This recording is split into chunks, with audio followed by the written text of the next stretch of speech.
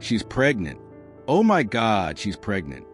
The scream echoed across Walnut and Fourth like a siren no one could shut off.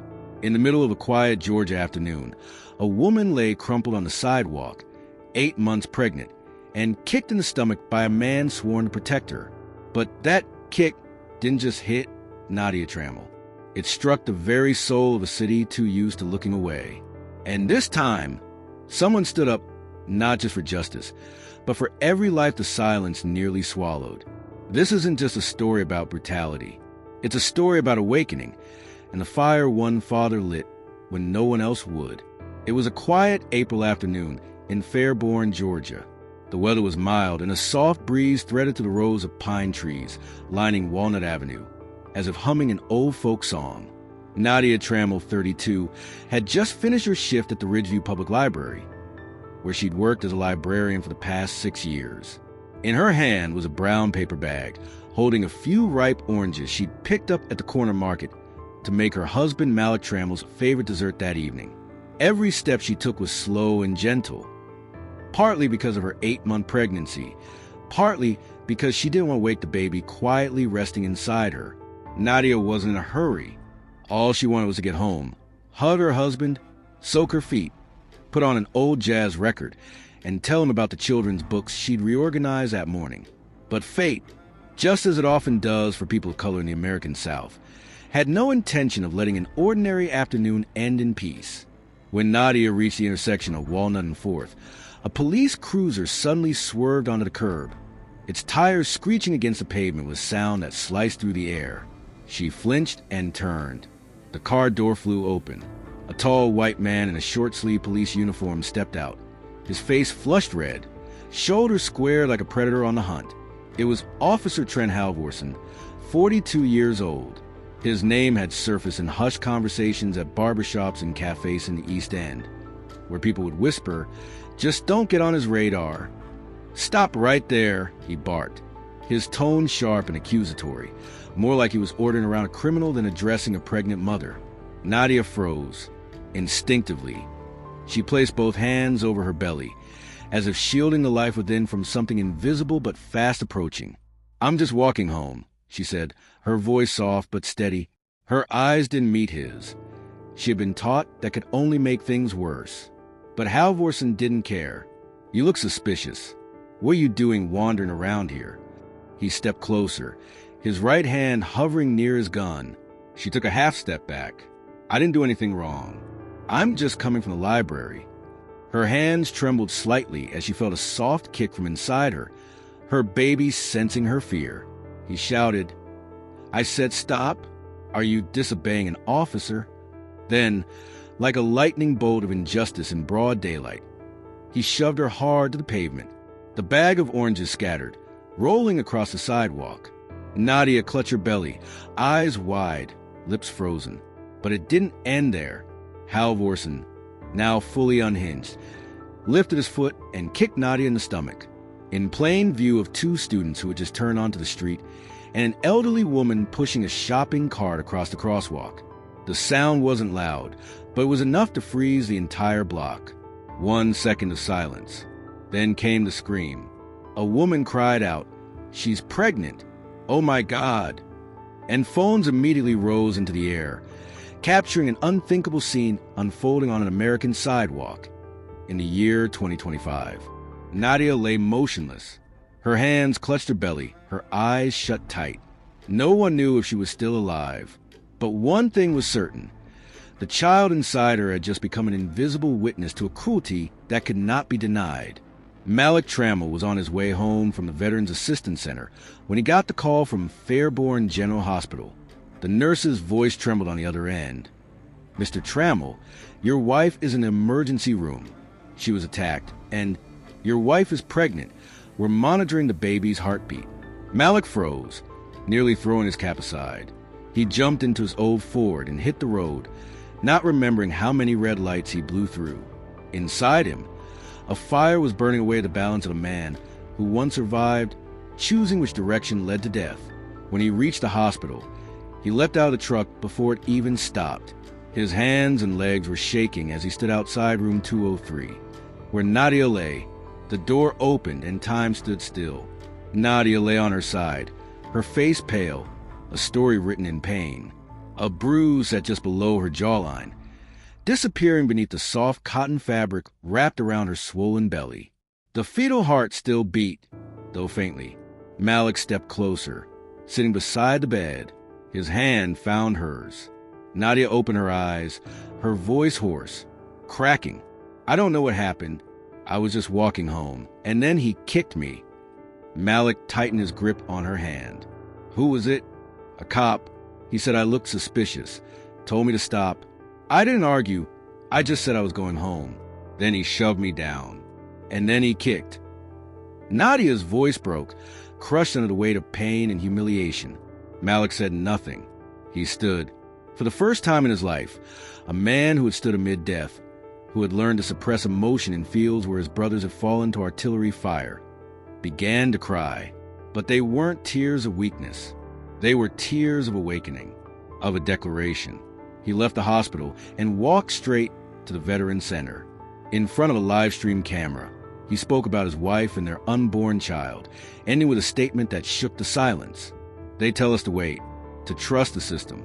But how can any blessing fall on a city that let a pregnant mother get kicked in the stomach in broad daylight?"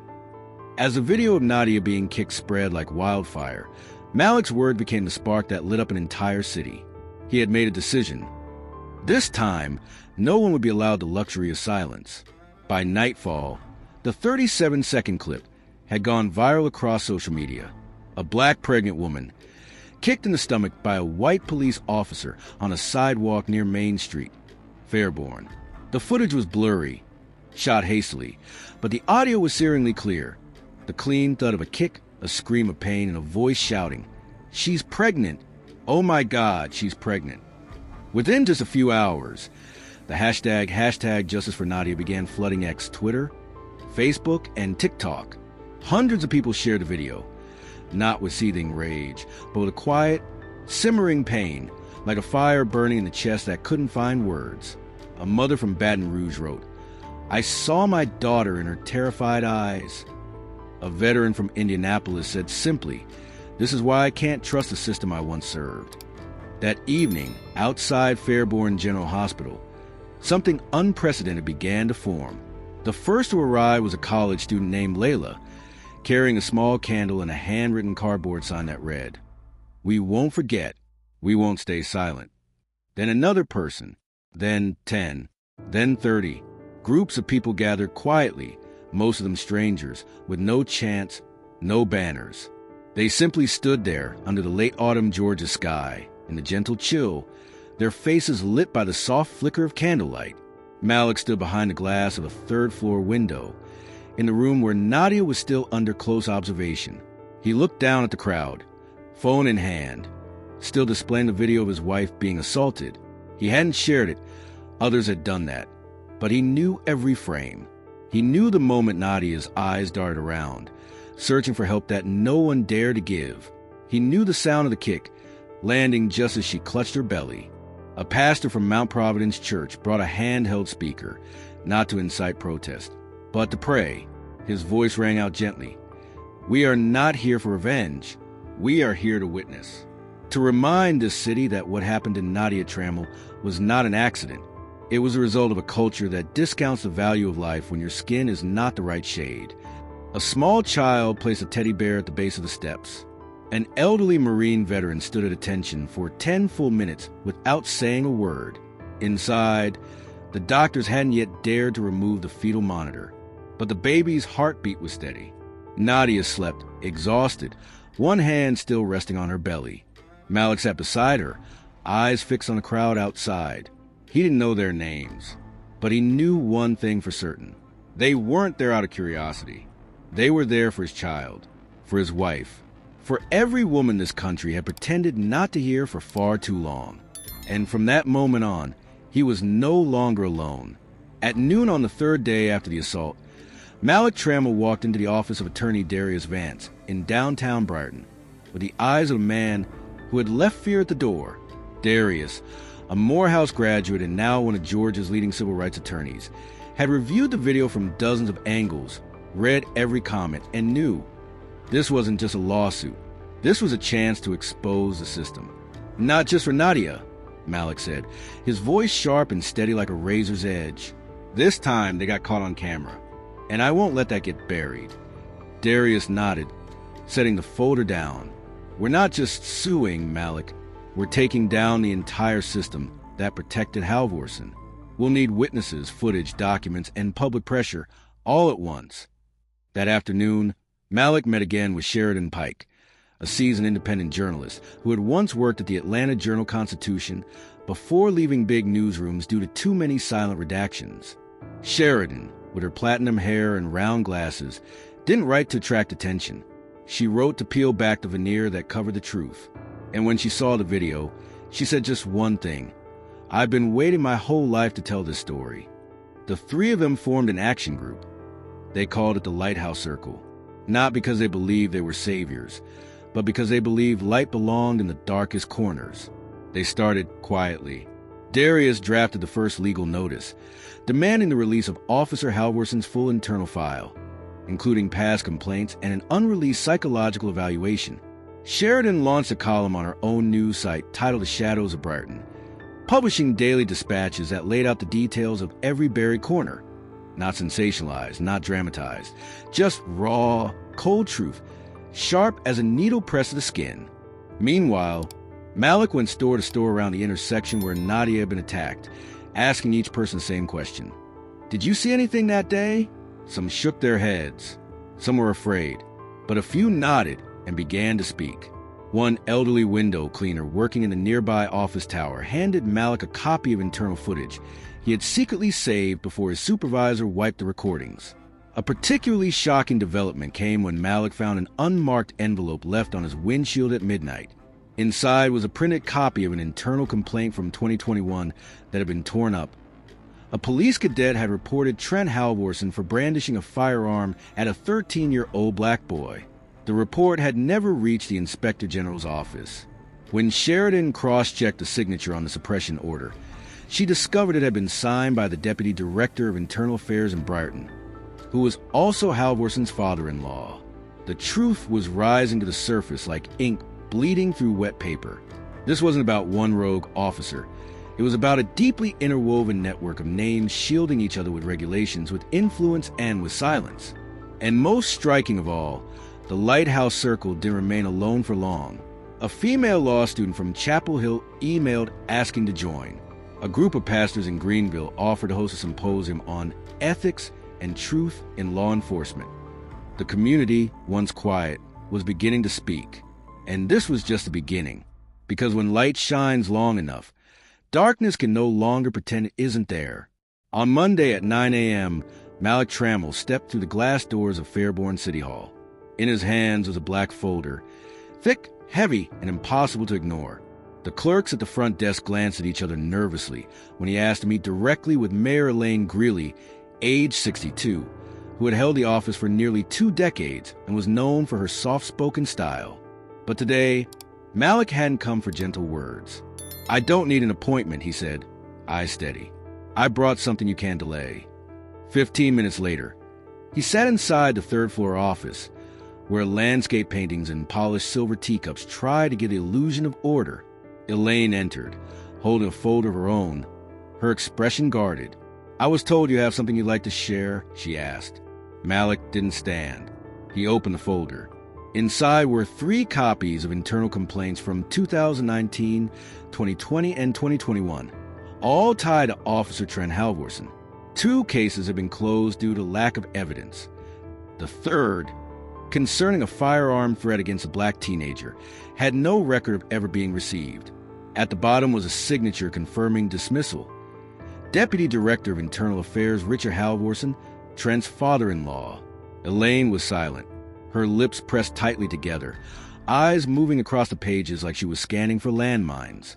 You told the press you were closely monitoring the situation and had faith in internal processes, Malik said, his voice low, but heavy like a stone on the chest. So what will you tell the public when they learn that the process was rigged from the start? I understand your anger, she said slowly, but these documents will need to be verified through official channels. You can do that, Malik cut in, or I'll do it for you. Sheridan Pike has full copies, and we're holding a press conference Wednesday morning, unless you prefer to be standing next to us. As a leader, not a shield. Mayor Greeley leaned back in her chair, quiet for a long moment. Outside the window, church bells rang faintly through the glass. Finally, she set her own folder down and exhaled. What do you want? Transparency and an independent investigation conducted by the state attorney's office. She looked at him, not as a lone citizen, but as the face of the rising tide outside her doors. I'll convene an emergency city cabinet meeting tonight, she said, and I want you there. Malik nodded. Then he stood without a handshake or a polite farewell. The door closed behind him, leaving behind an office heavy with decision. That afternoon, media outlets began receiving unexpected invitations from the mayor's office. On the streets, flyers for the Lighthouse Circle's press conference were being handed out door to door. People were no longer gathering just to light candles. They wanted to be heard and seen. And for the first time in years, the doors of power in Fairborn began to open. Not because someone inside wanted them to, but because someone from outside had knocked the right way, with truth. A light rain was falling as Sheridan Pike stepped out of Fairborn City Hall. Her deep red hair was speckled with droplets, but her eyes still gleamed with the fire of someone who had just touched the truth. From her coat sleeve, she pulled out a thin folder, light in hand, but heavy with implication. Back at the law office on Franklin Street, Sheridan switched on the lights, hung up her coat, and opened a small safe beneath her desk. Inside was what she and Malik Shepard had spent 3 sleepless nights compiling. Copies of whistleblower testimony, anonymous letters, leaked internal reports from Fairborn PD's Oversight Division, and one particular letter, and signed, mailed in, the handwriting shaky but clear. Halvorsen isn't a lone wolf. He's the link. Behind him is a whole pack. Sheridan sat down, her fingers brushing across each page. Every line was a fracture in the facade of a system. The allegations of abuse weren't limited to Trent Halvorsen. They exposed a network involving at least 5 officers, 2 mid-level supervisors, and 1 city attorney who had altered internal files to avoid litigation. Multiple cases from 2018 onward, mostly involving black residents, shared the same pattern. No video footage, missing documentation, and misplaced disciplinary evaluations. When Sheridan presented it all to Malik, he sat silently. No shouting, no slamming fists.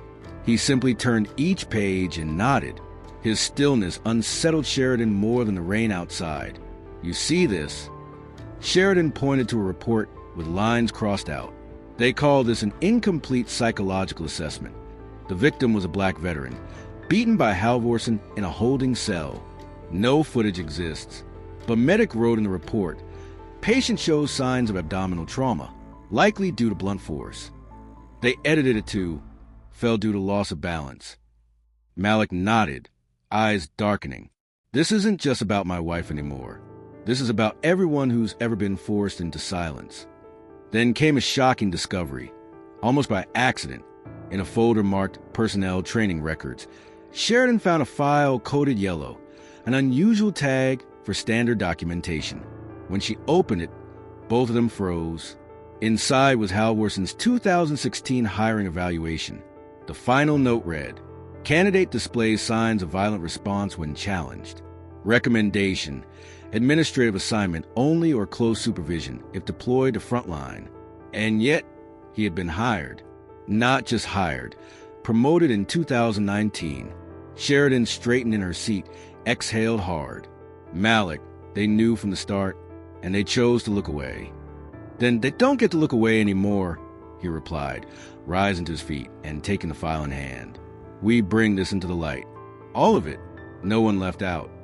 And so, from one kick to the belly of a pregnant woman, a web of deception was unraveled knot by knot. No one was outside it anymore. No one stayed hidden.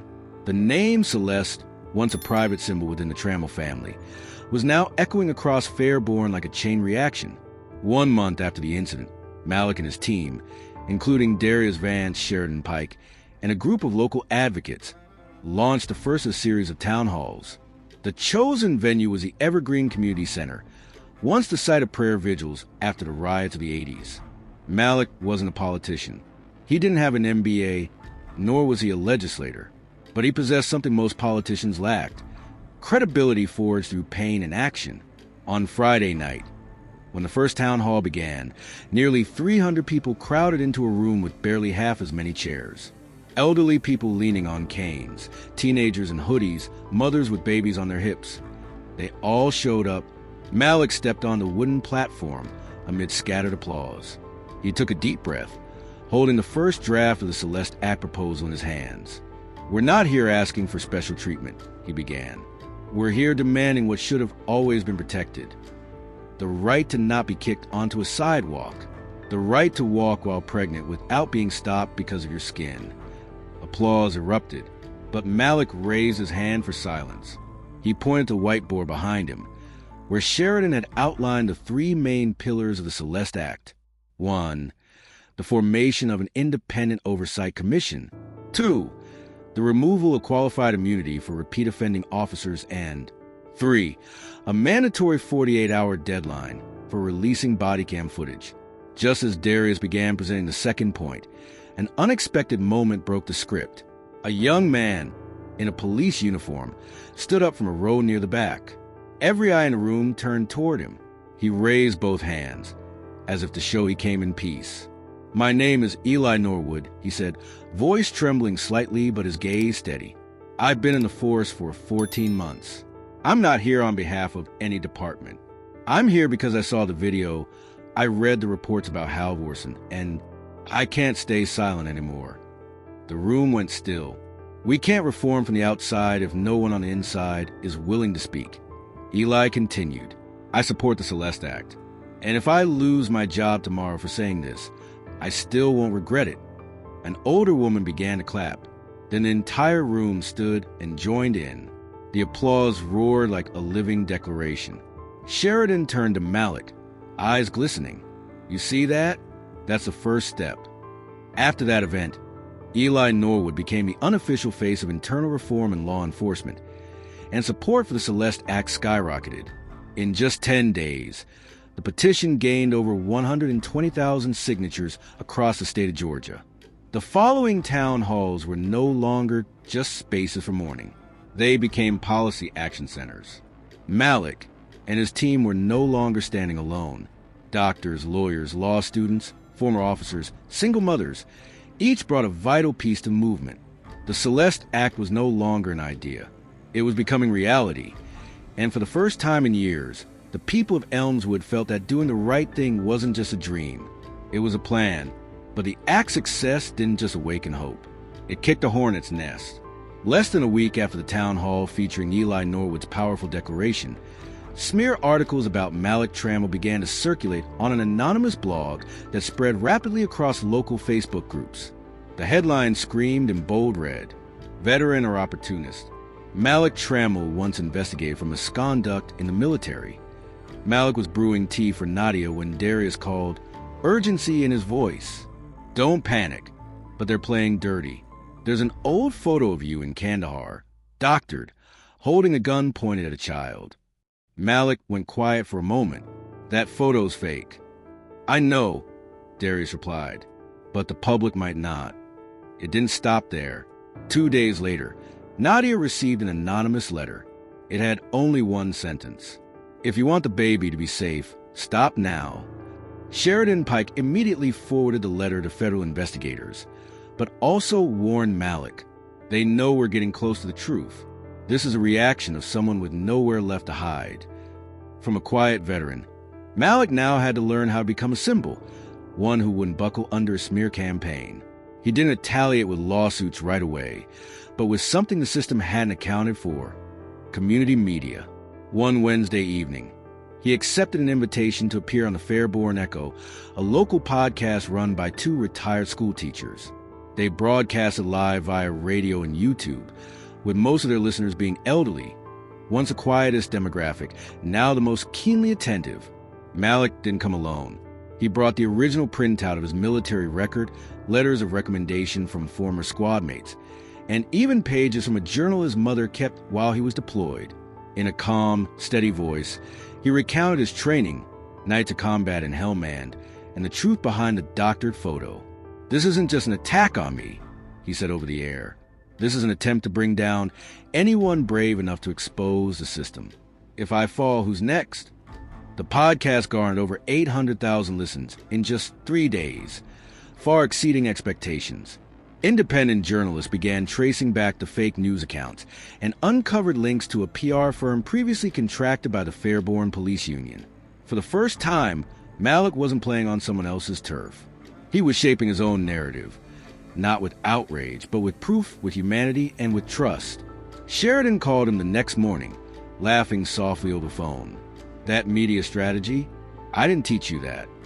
Malik replied, half joking, half serious. "I just told the parts no one ever asked about." Under fire for misinformation, Malik didn't retreat. He stepped forward, this time with a wide-awake community ready to go the distance.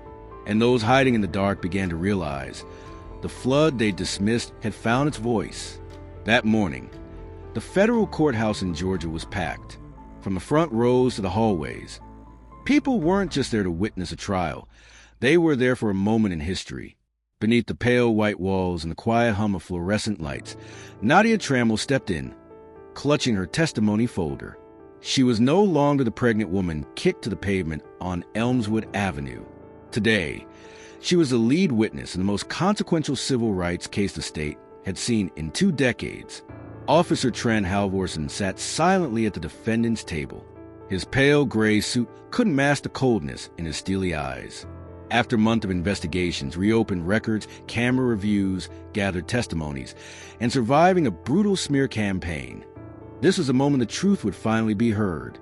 Not through shouting, not through fists, but through words. Nadia took the stand. Her hand trembled slightly, but her voice held steady. "I was just walking home. I did not stop. I did nothing wrong. I was 8 months pregnant, and I was kicked in the stomach." The courtroom fell silent. Her voice wasn't loud, but every word sliced through the veneer of fabricated defenses like a blade. Attorney Darius Vance watched closely from his seat. Sheridan Pike was also present, clutching a thick folder, each page a witness, a camera frame, a surviving memory from a long shadow of silence. The evidence was presented piece by piece. The harrowing video replayed, no cuts, no commentary.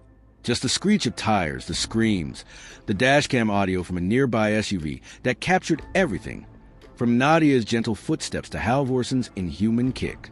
The jury sat frozen. A middle-aged man wiped his glasses. An elderly woman placed her hand over her heart. No words could unsee what they had just seen. When Halvorsen's defense team took the floor, their arguments were feeble.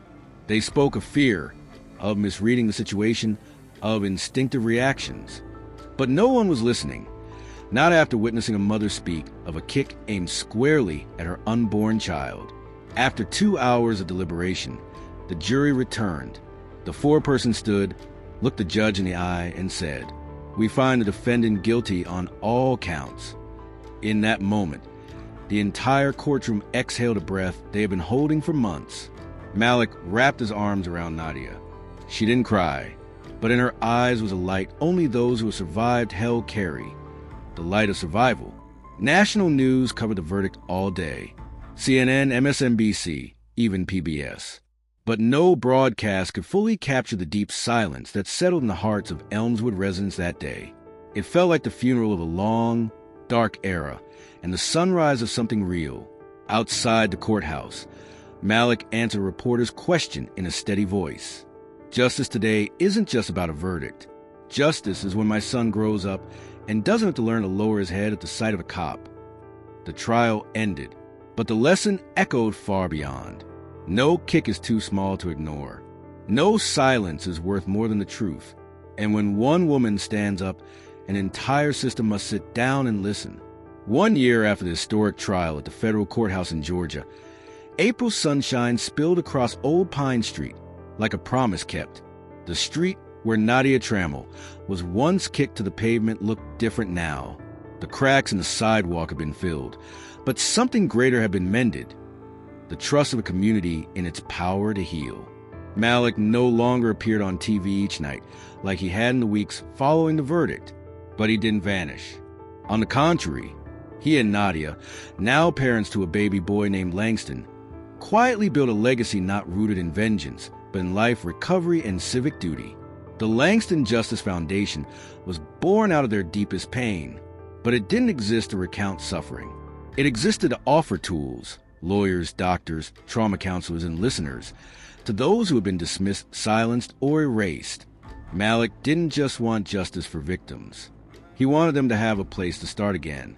Inside the modest headquarters, a renovated 2-story brick building that once served as a police substation, a wooden plaque hangs on the wall. It reads, "Justice didn't arrive. We made it come." Nadia continued her advocacy for maternal health care equity for Black women. She appeared at nursing schools, led workshops in hospitals from Charlotte to Baltimore, speaking about misdiagnosis, medical bias, and the inner strength of pregnant women. She no longer trembled when recounting the past.